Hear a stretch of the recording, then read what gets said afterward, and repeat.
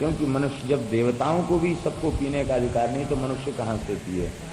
तो उस सोम लता के रस के आघ्राण की ये महिमा थी कि उस रस को सूंघने वाला यजमान शतायु हो जाता था।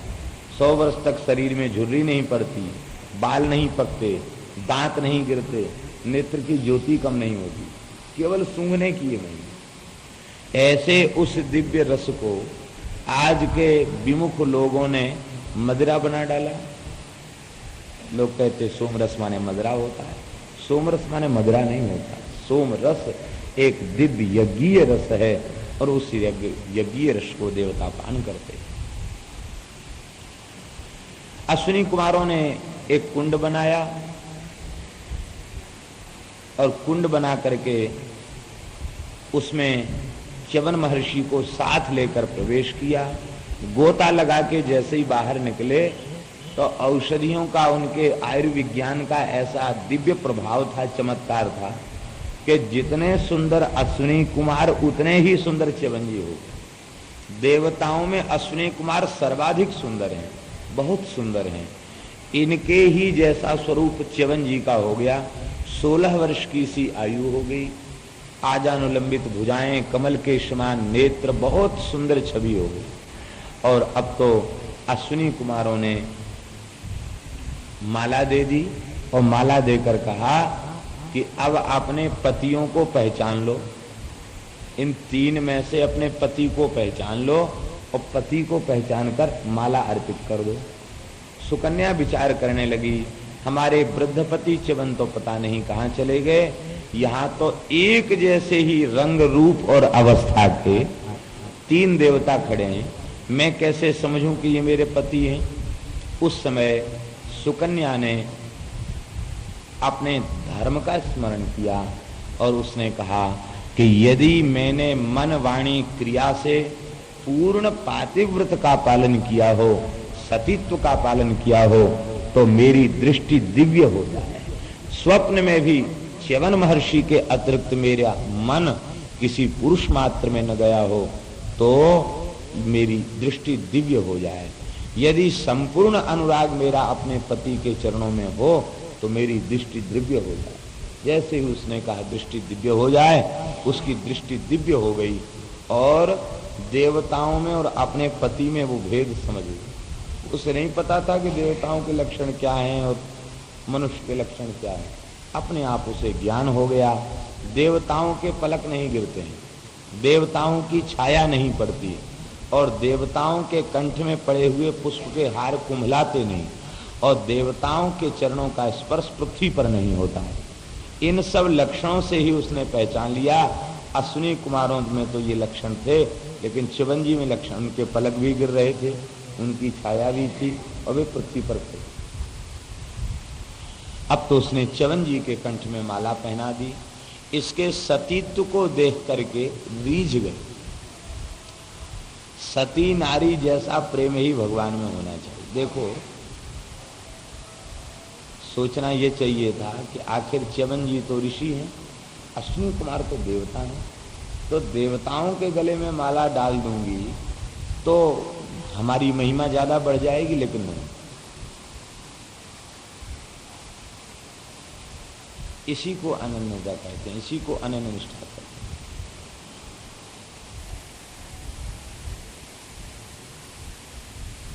विष्णु गुण के धाम है और शंकर जी अवगुणों के धाम है,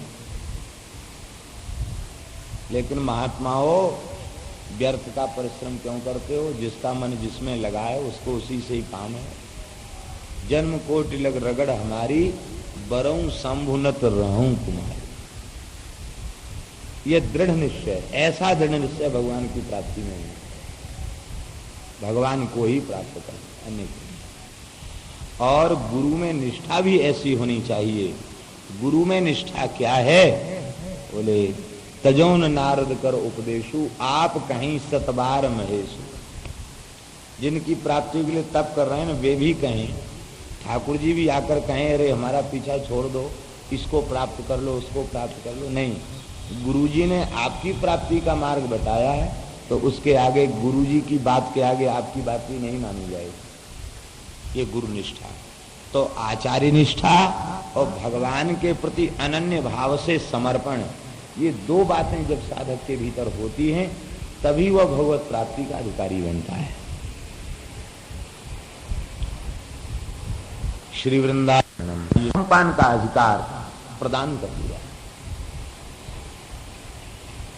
च्यवन जी प्रसन्न हो गए अपनी पत्नी के सतीत्व पर, और अश्विनी कुमार तो अति प्रसन्न थे। देवी, वस्तुतः तुमने सती धर्म को प्रतिष्ठित किया है, सतियों में तुम्हारा नाम अग्रगण्य होगा, और वरदान दिया हमारे, तुम्हारे और महर्षि च्यवन, इनके नामों का स्मरण करके जो अपने नेत्रों में जल का स्पर्श करेगा उसकी नेत्र ज्योति कभी समाप्त नहीं होगी। यह आशीर्वाद दिया गया। इसलिए हमारे आन्निक में लिखा हुआ है, आन्निक कृत्य में लिखा हुआ है कि प्रसाद पाने के बाद ओम अमृतोपस्तरणमसि स्वाहा, ओम अमृत प्रधानमसि स्वाहा, ये करने के बाद, इसके बाद फिर नेत्रों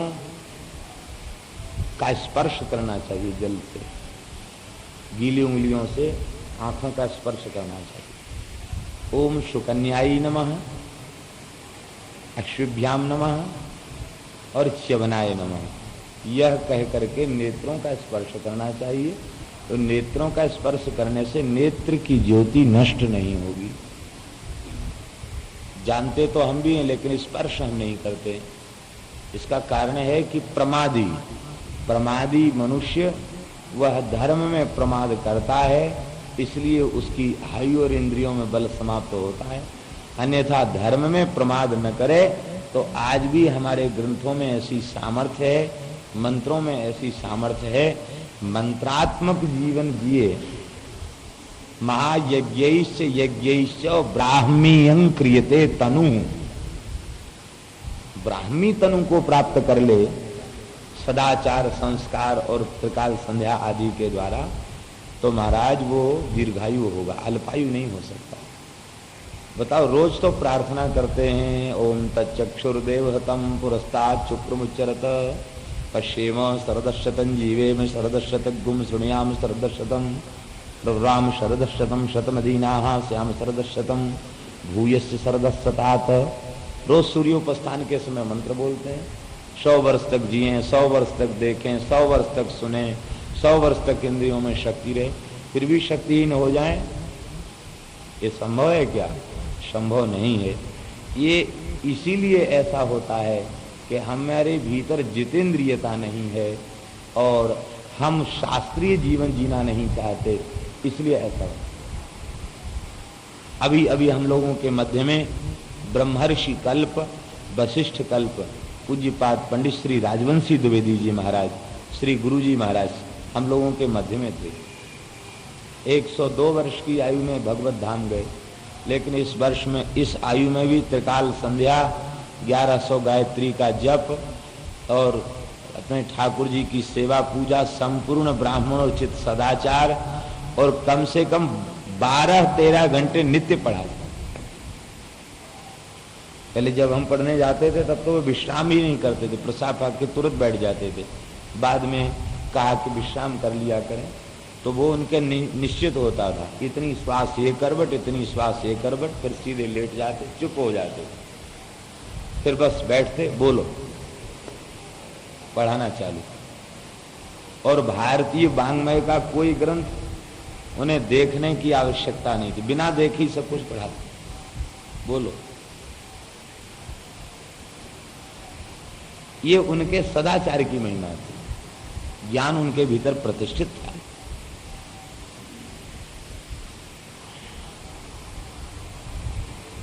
चाक्षुषोपनिषद की बात गुरुजी बताया करते थे। कहते थे कि एक बार स्वामी करपात्री जी महाराज ने एक यज्ञ कराया बिहार में, और उस यज्ञ में हमको बुलाया, गए, काशी से कई विद्वान गए, तो प्रायः जाते नहीं थे, बहुत कठोर नियम थे गुरुजी के, लेकिन करपात्री जी ने बुलाया तो वहाँ गए। तो लक्ष्य चंडी था। तो गुरुजी कहते कि दुर्गा पाठ करते करते मेरे नेत्रों के आगे अंधकार छा गया और बिल्कुल भी दिखना बंद हो गया।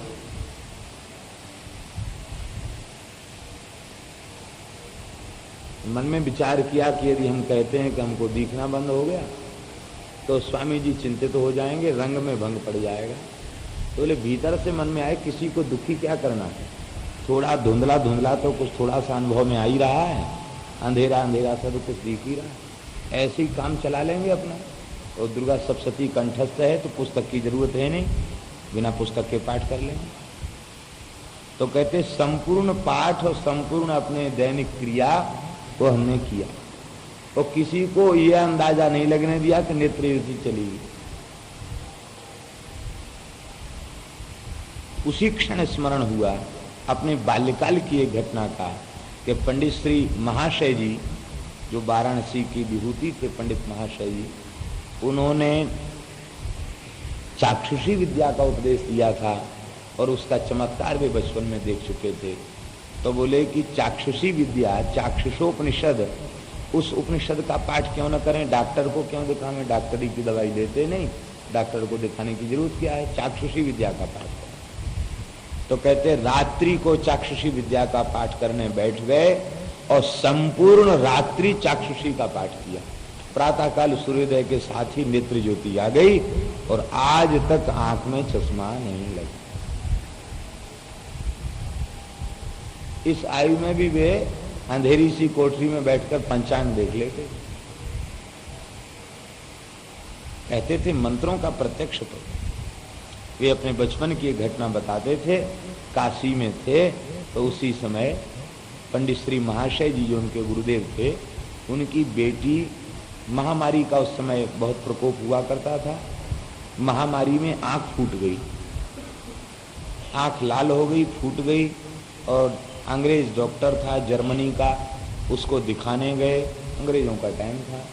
तो उसने कहा कि इसकी आंख तो खत्म है, अब इसकी आंख की ज्योति आ नहीं सकती है, इसको ले जाओ, ऐसी दवा ववा डालकर पीड़ा ना हो, और आंख तो इसकी खत्म, ये सब नसें सूख चुकी हैं, आंख खत्म हो गई, तो आंख नहीं आ सकती। गुरुजी कहते कि लौट के आए तो हम मन में बड़ी उदासी भई और हम कहने लगे कि अरे तो बहन की आंख तो चली गई, कोई उपाय नहीं है। महाशय जी बोले उपाय तो है लेकिन कोई कर सके, धर्म में किसी की निष्ठा हो तो वो उपाय कर सकता है। क्या उपाय? कहते चाक्षुषी विद्या का पाठ किया जाए तो इसकी आंख की ज्योति पुनः आ जाएगी। कौन करे पाठ? गुरुजी कहते हमने कहा कि बहन की आंख ठीक हो जाए मैं करूंगा। तो त्रिकाल पाठ 108 पाठ का की व्यवस्था दी, अष्टोत्तर शत पाठ आपको नित्य करना है और तीनों समय सूर्य नारायण का पूजन करना है, खड़े होकर 108 पाठ करना है और त्रिकाल 3-3 आदित्य हृदय के पाठ भी करना है, प्रातः संध्या में, मध्याह्न संध्या में, सायं संध्या में। तो गुरुजी कहते अपना भी नियम और गुरुजी का बताया अनुष्ठान भी सब कुल मिला जुला करके हमको 15-16 घंटे रखते रोज खड़े खड़े और 41 दिन का अनुष्ठान बताया। मौन होकर अनुष्ठान करने लगे तो कहते कि हमारे अनुष्ठान का 28वां दिन चल रहा था। उस लड़की को वो प्रेम से बिन्नी कहते थे और लड़का को कहते थे दंडा शास्त्री। दंडा शास्त्री प्रेम में बुलाते, बड़े प्रखर विद्वान थे वो भी। बच्चे को कहते थे महाशय जी दंडा शास्त्री और बेटी से कहते थे बिन्नी। तो बिन्नी बैठी थी चौकी के ऊपर, अंधी हो गई थी वो तो बच्ची। तो बिन्नी बोली कि क्या सूर्योदय हो गया? अरे इसको तो कुछ भी नहीं दिखता था, ये कैसे दिखने लग गया? वो बोले हम पाठ चालू करने वाले थे। कहा बिन्नी तुम्हें दिख रहा है? कहा हाँ भैया बहुत अच्छा दिख रहा है। तो कहा कि ये क्या है? तो कहती तर्जनी। ये कौन है? बोले मध्यमा। ये कौन? अनामिका। ये कनिष्ठ। ये क्या है? बोले पंजा। अरे इसको तो बहुत बढ़िया दिखने लग गया। पुस्तक निकाले, ये क्या लिखा है, पढ़ के सुना दिया, ये लिखा है। अब बोले खुशी का ठिकाना नहीं रहा। कहे मेरे इतनी उपलब्धि, जैसे किसी को बहुत बड़ी उपलब्धि हो गई हो। गुरुजी कहते मुझे बड़ी खुशी हुई। हमने कहा गुरुजी बहन की आंख तो ठीक हो गई। तो बोले मौन हो जाओ, किसी से बोलना मत, 41 दिन का अनुष्ठान पूर्ण कर लो, तब इस बात को प्रकट होने देना, अभी गुप्त कर दो इसको। 41 दिन का अनुष्ठान पूर्ण हुआ तो महाशय जी बोले कि वो जो जर्मन का डॉक्टर है ना, अंग्रेज डॉक्टर, अब उस अंग्रेज डॉक्टर के पास इसको लेके जाओ।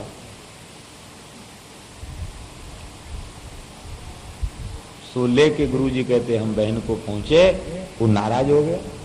कहता मैंने पहले कह दिया कि इसकी आंख फूट चुकी है, अभी ज्योति आ नहीं सकती, तुम क्यों इसको लिए घूम रहे हो? आप आंख चेक तो कीजिए, पढ़वाइए इससे। उसने पढ़ के बता, बहुत बढ़िया दिखता है, थोड़ी आंख में लालिम आती है, बाकी खूब बढ़िया दिखता है। उस डॉक्टर को बड़ा आश्चर्य हुआ कि सारा यंत्र व्यर्थ हो चुका था, नेत्र गोलक ही नष्ट हो चुके थे, ये आंख आई तो आई कैसे? कहा पंडित जी ये कहाँ का इलाज हुआ? बोले कहीं का इलाज नहीं हुआ।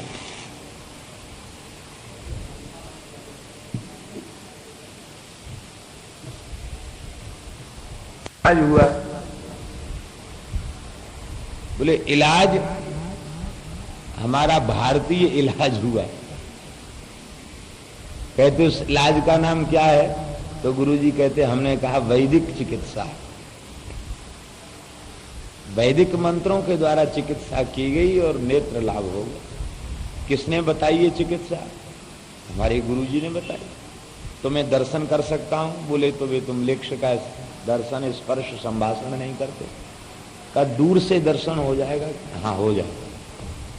तो महाशय जी के द्वार पर दर्शन करने आया और इतनी श्रद्धा के कारण उसने जूते खोल दिए, लोट करके साष्टांग दंडवत किया और बोले आज भी भारतवर्ष में ऐसी विद्या है जो नेत्र ज्योति पुनः हासिल। ऐसे ऐसे विलक्षण इतिहास गुरुजी सुनाए। तो कहने का तात्पर्य यह है कि वस्तुतः हमारे भीतर सदाचार की कमी या निष्ठा की कमी या धर्माचरण की कमी होती है, उसे हम देख नहीं पाते हैं और अनुष्ठान को दोष देने लग जाते हैं, मंत्रों को दोष देने लग जाते हैं। अरे इतने दिन से ये कर रहे हैं, हमको तो कोई फायदा नहीं हुआ। तस्य चक्षुर नहीं है, उसके नेत्र नष्ट नहीं होते। पचाने का भी मंत्र है, भोजन के बाद पेट पर हाथ फेरना चाहिए। अगस्त्यम कुंभकर्णम च सनिम च बडवानलम आहार परिताकाय भीमम पंचमम च स्मरेत। 5 लोगों का स्मरण करना चाहिए। अगस्त्य कुंभकर्ण, अगस्त्यम कुंभकर्णम च शनिम च, शनि महाराज ये भी बहुभोजी हैं। शनिम च बडवानलम और बडवानल, और 5वें भीम। और दूसरा मंत्र है आतापी भक्षितो ये न बातापी ये न पातिता समुद्र शोषितो ये न सोगस्त्य में प्रसिद्धतु। अगस्त जी का नाम। ये अगस्त जी महाराज तो ऐसे पचाने वाले महात्मा, आतापी बातापी इलवल के पुत्र थे। एक भैया बकरा बन जाता, उसको मार करके वो माया से उसके मांस रूप को परिवर्तित अन्न के रूप में कर देते। मांस को ही आसुरी माया से अन्न बना देते और उस अन्न से रसोई बनाते। ब्राह्मणों से कहते महाराज आपका निमंत्रण है, ब्राह्मणों को निमंत्रित करते। ब्राह्मण बड़े प्रेम से प्रसाद पाते और पाने के बाद वो कहता, बातापी कहता अरे भैया आतापी बाहर आओ। बस वो आतापी सबके पेट फाड़ करके निकल आता। सैकड़ों ब्राह्मणों की मृत्यु हो जाती। देवता भयभीत होकर अगस्त जी के पास गए। अगस्त जी ने कहा कोई बात नहीं, हमारा निमंत्रण तो करे तो सही। वहीं उसी के आश्रम के निकट ही जाके अगस्त्य जी विराज गए। तमाम ऋषि मंडली थी। अगस्त्य जी महाराज को निमंत्रित किया। अगस्त्य जी बोले कि भाई देखो, हम बहुभोजी ब्राह्मण हैं, हम अकेले ही हमारा निमंत्रण पर्याप्त है और किसी के साथ हम अकेले निमंत्रण स्वीकार करेंगे। ठीक है। अगस्त्य जी गए और उसने मायामय रसोई बनाई और प्रसाद भोजन कराया। भोजन कराने के बाद उसने कहा, अरे भाई बातापी बाहर आओ। यह सुनकर के अगस्त्य जी महाराज हंसने लगे और आपने अपने पृष्ठ को तनिक उठा करके अपान वायु खोली बड़ी जोर से। कहते उनकी अपान वायु आज भी मेघ गर्जन के रूप में सुनाई पड़ती है, ऐसा भी कहीं कहीं उल्लेख है। अपान वायु छोड़ी और कहा कि वो तो पच गया, आपका धरा है पेट में, पच गया आतापी। तो इतना सुनते ही बातापी खाने के लिए दौड़ा, हुंकार से आपने उसे भस्म कर दिया। तो वे अगस्त्य जी महाराज जो बातापी को मार दिया, आतापी को पचा गए, उनका नाम लेने से भी अन्न का परिपाक हो जाता है। ये सब महापुरुषों के नाम के स्मरण की महिमा है, ये व्यर्थ नहीं। सोते समय सुख साइयों का स्मरण, प्रातः काल मंगल स्मरण, इन सब स्मरणों से जीवन जो व्यवस्थित जीवन होता था परम मंगल में। सोते समय मंत्र बोलना चाहिए, घर में चोरी न हो। मंत्र है स्मृतियों में, उस मंत्र को बोल के सोवे तो घर में चोर नहीं आएगा, चोरी नहीं होगी। तिस्रो भार्या कफल्लस्य दाहनी मोहनी सती तासाम संस्मरणा देव चौरो गच्छति निष्फला। कफल्लक। ये कफल्लक नाम के ऋषि हुए, इनकी 3 पत्नियां थीं, दाहिनी, मोहनी और सती। इनका नाम लेने से चोर आएगा जरूर, लेकिन निष्फल होके चला जाएगा। कथनचित आ भी गया तो निष्फल होके चला जाएगा, कुछ चोरी करके नहीं ले जाएगा। सब तरह की विधियां। सर्प सामने आवे तो आस्तिक का स्मरण कर दो, आस्तिक का स्मरण करके सर्प पीछे नहीं गया तो आस्तिक वचनम श्रुत्वा यस सर्पो न निवर्तते सतधा विद्यते मूर्धनि सिंस वृक्ष फलमेत। आस्तिक के 3 बार आन को सुन करके पीछे नहीं जाएगा, उसका मस्तक फट जाएगा, 100 टुकड़े हो जाएंगे सर्प के। आस्तिक के नाम के स्मरण से सर्प पीछे चले जाते। ये प्रत्यक्ष अनुभव कई संतों ने किया है।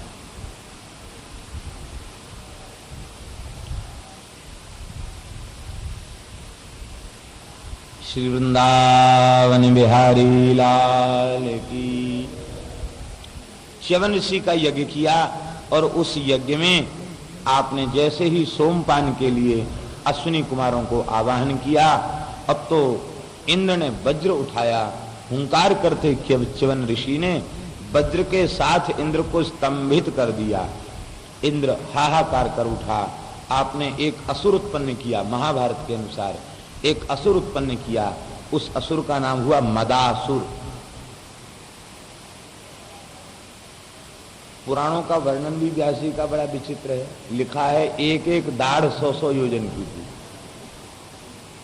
अब बताओ, 100 योजन की दाढ़ होगी तो उसका मुंह कितना बड़ा होगा, उसकी जीभ कितनी बड़ी होगी। कहते उसका जो ठोड़ी थी ना वो धरती से लग रही थी और उसका जो ऊपर का तालू था वो स्वर्ग को छू रहा था। उसने कहा महाराज भूखा हूं, क्या करूं, खा जाए इस इंद्र को। इंद्र रोने लग गया, जड़ हो चुका था। महाराज क्षमा करो, क्षमा करो, क्षमा करो, मैं शरण में हूं, मेरी रक्षा करो। जैसे उसने प्रार्थना किया, आपने अभय दान दिया और कहा कि पहले स्वीकार कर। अश्विनी कुमारों को भाग दिया। बोले हाँ महाराज, इनको अब सोमपान का अधिकारी माना जाएगा, तो हमको आप कृपा करके मुक्त कीजिए। मैं ब्रह्म तेज को नहीं पहचानता था, इसलिए महाराज मेरी ये दशा हो गई, मेरे अपराध को क्षमा कीजिए। मदासुर भूखा था। अब मदासुर सबको खाने के लिए तैयार हो गया, मैं सारे त्रिभुवन को खा जाऊंगा। तब उसके भय से भयभीत देवताओं ने च्यवन जी से प्रार्थना की। तो च्यवन ऋषि ने उस असुर को 4 भागों में बांट दिया।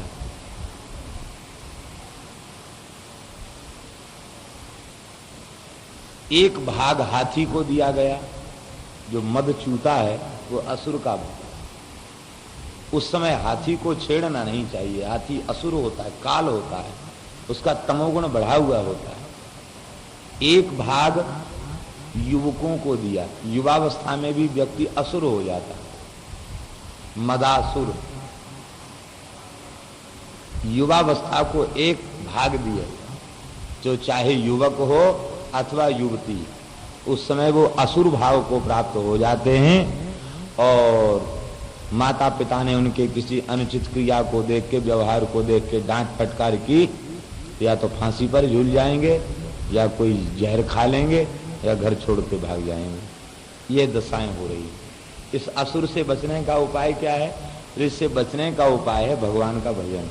जो सदाचारी होते हैं उनके ऊपर इस असुर का प्रभाव नहीं होता, ऐसा च्यवन जी ने मर्यादा बनाई है। इसलिए संतों की युवावस्था वो कष्टकारी नहीं होती है, दुखद नहीं होती है। विमुखों की युवावस्था दुखद होती है। यौवन मद के ही नहीं बलकावा। महात्मा जो जितेंद्रिय भगवान के भेजे हुए संत आते हैं, उनकी युवावस्था दुख में नहीं, उनकी युवावस्था बड़ी सुंदर सधी हुई होती है। खेमाल रतन राठौर का ते किशोर पूरा किया, पगन घुंघरू बांध नृत्य नगद रहित नाचो, राम कलश मन रली शीस ताते नहीं बाँच। सृष्टि सराहे राम सुव, लघु बयस लछन आरज लिया, खेमाल रतन राठौर का ते किशोर पूरा किया।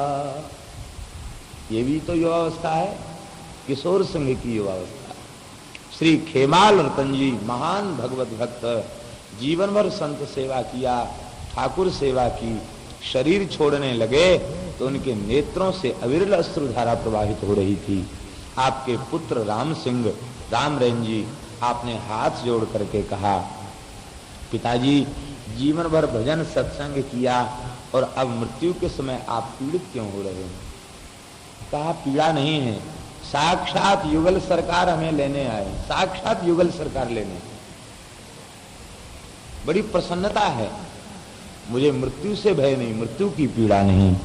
एक बात से पीड़ा हो रही है, क्या?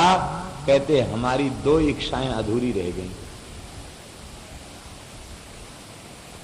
एक तो ठाकुर जी की सेवा के लिए मस्तक पर घड़ा रख के राम कलश लेकर हम नहीं आए। दूसरी इच्छा हमारी अधूरी रह गई कि पैरों में घुंघरू बांधकर भगवान के सामने नृत्य नहीं किया। और राजा होने के कारण दोनों इच्छाएं नहीं पूरी हो पाई,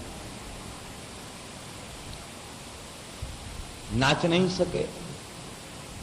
और कलश लेके आवे तो तमाम नौकर चाकर हैं, कौन उठाने देगा हमको कलश? शरीर मिला था श्री कृष्ण की सेवा के लिए, और अष्टयाम सेवा तो बनी, संत सेवा तो बनी, लेकिन 2 सेवा नहीं बन सकी। अब ये शरीर फिर मिलेगा नहीं, अब तो ठाकुर जी के चरणों में जा रहे हैं। यह मेरी इच्छा कोई पूर्ण करे तो मैं सुखपूर्वक प्रस्थान करूं। रामरैन जी तो युवराज थे, आपके पुत्र किशोर सिंह जो किशोर अवस्था के ही थे, आपने अपने पितामह के चरणों में प्रणाम किया और कहा मैं आजन्म अखंड ब्रह्मचारी रहकर श्री ठाकुर जी की अष्टयाम करूंगा और पैरों में घुंघरू बांध करके नृत्य करूंगा और मस्तक पर 12 मास 6 ऋतुओं प्रतिदिन मस्तक पर जल रख करके ठाकुर जी के लिए कलश लाऊंगा। पगन घुंघरू बांध नृत्य नगधर हित नाच। दुनिया के काम में तो सब नच रहे हैं, हम नच रहे, आप नच रहे, कौन नहीं नाच रहा है, लेकिन ठाकुर जी के सामने नृत्य किया। राम कलश मन रली शीसताते नहीं बाँचो। सृष्टि सराहे राम सुबह, लघु बयस लक्षण आरज लिया। लघु बयस 15-16 साल की उम्र, लक्षण आरज लिया, आर्यों का लक्षण। ये पूरा खानदान का खानदान। ये राम रैन जी का चरित्र, हेमाल रतन का चरित्र, किशोर सिंह का चरित्र और राम रैन जी की पत्नी का चरित्र। महाराज जी राम रैन जी ही पुत्र थे। राम रैन जी का चरित्र और राम रैन की पत्नी का चरित्र और राम रैन जी के पुत्र किशोर सिंह का चरित्र और राम रैन जी के पिता खेमाल रतन का, पूरा खानदान का खानदान राजा होते हुए कलयुग भक्ति कर रे कमान, राम रैन के रिजू करी। और हरि गुरु हरिदासन सो, राम घर निसाची रही। पत्नी का अद्भुत महापुरुष है। ये युवावस्था, भजनमयी युवावस्था ही कृतार्थ युवावस्था।